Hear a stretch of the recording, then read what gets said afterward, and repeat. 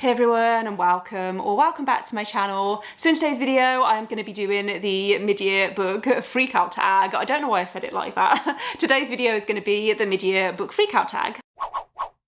I feel like I'm a little bit late with doing this tag, even though I didn't want to film it until the end of June anyway, just in case I magically got a 5-star read at the end of June, like just at the last minute. But yeah, today I'm going to be doing the mid-year book tag, and I have been putting off filming this video because last year when I did this tag, it was a nightmare. Mostly because I missed out 2 questions, and so I had to do some clever editing and some refilming, and it was just a big stress. But today's video is going to be hopefully quite chilled. I'm going to just talk through all the questions, or I'm going to talk through all of my answers to all of these questions. There are 13 questions in total, and they all are to do with, I guess, recapping the year so far. I feel like I have had a pretty good reading year so far. I feel like I have found some new favourites, which is just as well because the first question is, what is the best book that you've read so far this year? I've actually picked out 3 books to answer this question across 3 different genres, because I always find it really difficult to compare, for example, my favourite fantasy book to my favourite thriller book or my favourite romance book, because I rate those books very, very differently. Obviously, I rate books based on enjoyment, but also I feel like you can't really compare books across different genres. So yeah, I've picked out 3 answers to this question. Ironically, the first book that I read this year did end up turning out to be a new favourite, and that was Project Hail Mary by Andy Weir. So this is science fiction, which I don't read that often, but this is the same author who wrote The Martian, which I did really enjoy when I read it like 5 years ago, I think it was. It's basically about a guy who wakes up in space with no memory of how he got there, and I don't want to say much more on the plot for this because it's quite easy to spoil this book.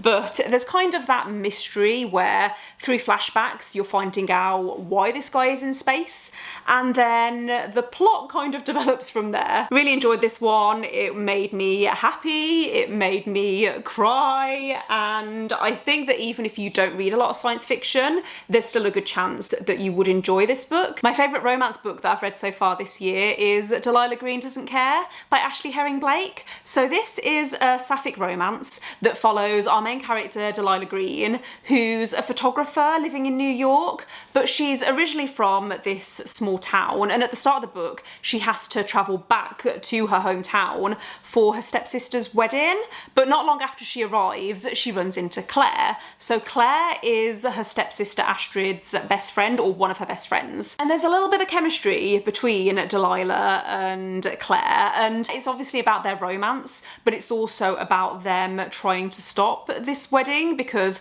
Astrid's fiance is a bit of a dick. What I really liked about this book was the characters, and not just the main characters, Delilah and Claire. I also thought that the side characters were really well developed, and I really liked all of the different relationships within this. So Claire has a young daughter, and I thought the relationship between the daughter and Delilah was just so cute. I just loved Delilah as a character. I thought she was so funny and sarcastic, and the humour in this book was just so good. I really liked as well that this had a decent plot and it wasn't just about the romance. I mean, I really liked the romance and I really liked that it was quite steamy, but there was also an interesting plot to go with it. In terms of my favourite thriller of the year, I think I'm gonna have to go for 3 Hours by Rosamund Lupton. So this is a literary thriller about a school shooting. So basically throughout the book you follow all of these different characters and these different perspectives of these people that are part of this hostage situation at this school. I really liked the way that this book was told because it's not overly graphic. It's not like a really shocking or fast-paced thriller. It's more about the tension and it's more about taking you inside the minds of these characters. I thought that the setting for this was also really interesting because it takes place in the UK in winter, and so I thought that the atmosphere was really well done and it was so well written. I think this is the first time that I've ever actually cried while reading a thriller. So yeah, I think it kind of goes without saying that I gave all three of those books 5 stars and I would recommend them. Next question is, what is the best sequel that you've read so far this year? Jade Legacy by Fonda Lee. There was no other book that I could pick as an answer for this question because I loved this book so much and I loved this series so much. I actually think that this is one of the best endings to a series that I've ever read. I loved the writing, I loved the characters, I loved the atmosphere, and I loved how this was very political. I think that if you like books that have a lot of family drama, then I would really recommend this one. It's basically set in this world where you have something called jade, which is a type of jewel. So there are some people that can wear jade and it gives them superhuman powers, and we follow members of this one family who run one of the clans that controls the jade industry. Very quick synopsis there, but yeah, like I said, loved this series so much. It made me feel all of the emotions, and I will pretty much read anything that Fonda Lee writes now because this was just incredible. I did actually film a reading vlog where I read both Jade War and Jade Legacy with all of the spoilers. So if you've read this series and you want my full thoughts, then I will leave that linked in the description and in the cards. Next question is a new release you haven't read yet but want to. Sundial by Catriona Ward has been on many TBRs this year and I still haven't read it yet. I actually got an arc of this through NetGalley. I think it was released in January or February, and I put it on TBR after TBR because I wanted to read it and I still want to read it. I just, for some reason, haven't picked it up yet. But all I know about this is that it's a psychological horror or a thriller, and I think it's about a cult. I really enjoyed Catriona Ward's last book, The Last House on Needless Street, so I am expecting to really enjoy this too. I just need to stop putting it off and actually read it. Next question is, what is your most anticipated release for the second half of this year? I feel like a lot of people are saying Babel by R.F. Kuang for this question, and I am no exception. I am so excited for this book. I've pre-ordered it from Waterstones and I am probably going to read it as soon as it arrives, or at least very, very quickly after it's released. There are a few other books though that I am also really looking forward to. So The Museum of Ordinary People by Mike Gale comes out, I think it's actually in July, so this month. I've read 3 of Mike Gale's other books and really enjoyed them. Every single one of them made me cry, so I'm hoping that this will do the same. Is it weird to say that I hope a book makes me cry? But Mike Gale writes really emotional contemporaries and I like that. I like books that make me feel emotionally invested and that make me have that reaction. I'm also really looking forward to Carrie Soto Is Back by Taylor Jenkins Reid. So Taylor Jenkins Reid wrote my favourite book of all time, which is The Seven Husbands of Evelyn Hugo, and she also wrote Daisy Jones and the Six and Malibu Rising and a few contemporary romances. I just love the way that Taylor Jenkins Reid writes characters. They feel like real people, and I love the way that I feel so invested in their stories, and I'm hoping that this is going to be similar. I'm hoping that I'm going to love this as much as I loved Taylor Jenkins Reid's other books. Astrid Parker Doesn't Fail by Ashley Herring Blake also comes out later this year. So this is the sequel, or it's a companion novel to Delilah Green Doesn't Care, which, as I said, is one of my favourite books of the year so far. So I will probably drop everything to read this as soon as it comes out. Next question is, what is your biggest disappointment of the year so far? Now, I have actually had quite a few 2-star reads so far this year, but the book that I've gone with for this question is The House Across the Lake by Riley Sager. And if you read the vlog, if you watched the vlog where I read this book, then you will know why. Because the start of this book was just really boring. It felt like any other domestic thriller. And then the ending was awful.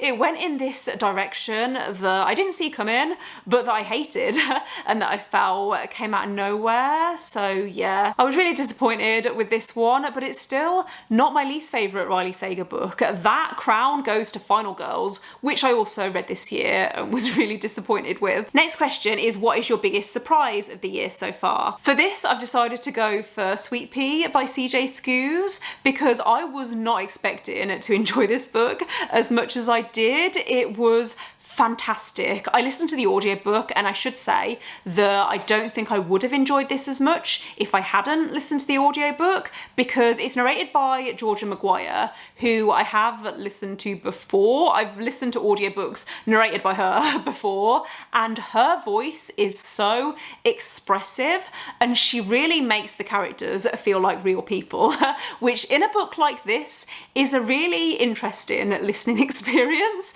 because this book is basically about a woman who likes to kill people. It's very crude and there's a lot of strong language, so if that's not your kind of thing, then I wouldn't recommend this one, but it's so dark and twisted and just so fun to read. I didn't want to like the main character because she's not likable, because she's a psychopath, but also there was just something so addictive about this audiobook that I couldn't stop listening. I really want to continue the series because I think there's 2 or 3 other books that come after this one, and the first book does end on a bit of a cliffhanger. Next question is new favourite author, either debut or new to you. I always struggle to work out what counts as a favourite author, because sometimes I'll read one book by an author and I'll fall in love with their writing style and think, yep, new favourite author. But then other times I need to read a few books by an author before I can make that decision. But I did read a book by Ruth Weir this year. What was it called? The It Girl, her newest release that comes out in July. I read an arc of it last month, and that was the 3rd book that I've read by Ruth Weir. And so far I haven't given any of her books less than 4 stars, so possibly I could count Ruth Weir as a new favourite author, because yeah, I've read one of her books every year for the past 3 years, and now that I've read 3 of her books, can I say that she's a new favourite author? I've just looked at the question again and I feel like I completely misread that. So yeah, the question is new favourite author, either debut or new to you, and Ruth Weir wasn't new to me this year. But I did read my first TJ Klune book this year. I've actually read 2 TJ Klune books this year. I really liked Under the Whispering Door, and then I thought House in the Cerulean Sea was just okay. But I still feel like TJ Klune has the potential to become a favourite author. I just need to read more of his books. Next question is, who is your newest fictional crush? I don't have an answer for this question. I thought I had an answer, but then I realised that I actually read that book last year. So yeah, don't have an answer for this question. I'm sorry. Next question is, who is your newest favourite character? I don't feel like I can say without giving spoilers, but if you've read this book, then you will probably be able to guess who I'm talking about. Next question is a book that made you cry. So I have already mentioned Jade Legacy by Fonda Lee. We're not going to talk about this book anymore, because if I think about it, then I'm going to start crying again. But another book that I actually read earlier this year that also made me cry was The Four Winds by Kristen Hanna. So this is historical fiction that's set in, I think it's the 1930s in America. It basically follows a woman called Elsa who's living in Texas during the Great Depression and the Dust Bowl era, and she lives in this farming community that relies on the land to survive, and there has been no rain for a really long time. So Elsa and her family have this really difficult decision to make as to whether they leave and try and find a better life elsewhere, or stick it out and hope that things get better. This was the second book that I read by Kristen Hanna, and both of her books made me sob. So I'm really nervous about The Great Alone, which is next on my list to read. I actually have it at the library at the moment, so I'm hoping to get to it within the next few months. But yeah, if you like historical fiction and you like a good cry, then I would really recommend Kristen Hanna's books. Next question is a book that made you happy. Now, I really struggled to find a book for this question because the only book that I could think of was Project Hail Mary, which I've already talked about enough times in this video, so we're not going to talk about that again. But other than several books that I've already mentioned in this video, I don't think I've read any or many happy books this year. I've mostly read sad books or books that are really dark and twisty, so maybe that's something that I need to focus on for the rest of this year. I do actually have Legends and Lattes by Travis Baldry on my TBR for July, so hopefully that's going to be a happy book.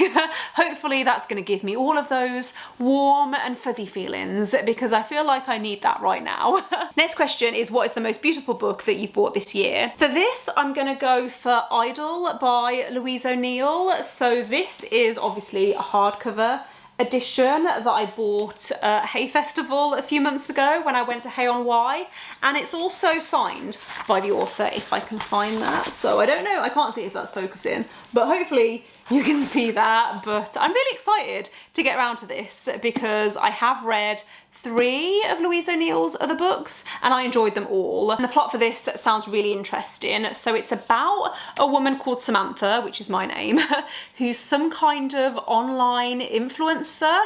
It says here that her career at the moment is booming and she's just hit 3 million followers, and her new book has just gone straight to the top of all of the bestseller lists. She's just written this essay about the sexual awakening that she had as a teenager with her best friend Lisa that she's never told anyone about, but this essay ends up going viral. However, Lisa then gets in touch with her to say that she remembers things happening very differently, and so it's all about trying to work out who's telling the truth and whose truth is really a lie. I'm expecting there's going to be a lot more nuance to the story than that though, because that is something that I think that Louise O'Neill writes really well. The final question is, what books do you need to read before the end of the year? So at the start of this year, I made a video where I talked about the top 10 series that I really want to start this year.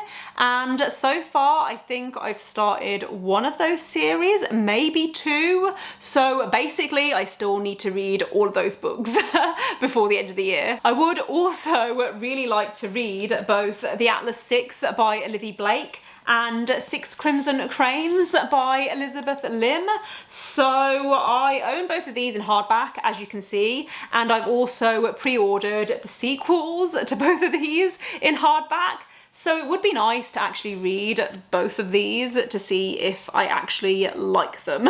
These were literally cover buys. I bought this because it has the sprayed edges, and then I treated myself to this because I just thought the cover was beautiful.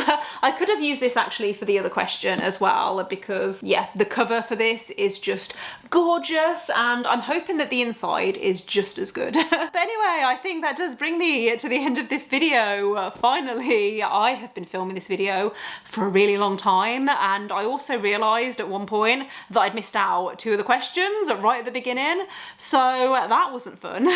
But thanks for watching. If you made it this far, let me know in the comments if you've read any of the books that I mentioned and what some of your answers would be for these questions. Don't forget to give this video a thumbs up if you liked it and click subscribe if you haven't already, and I will see you next time. Bye!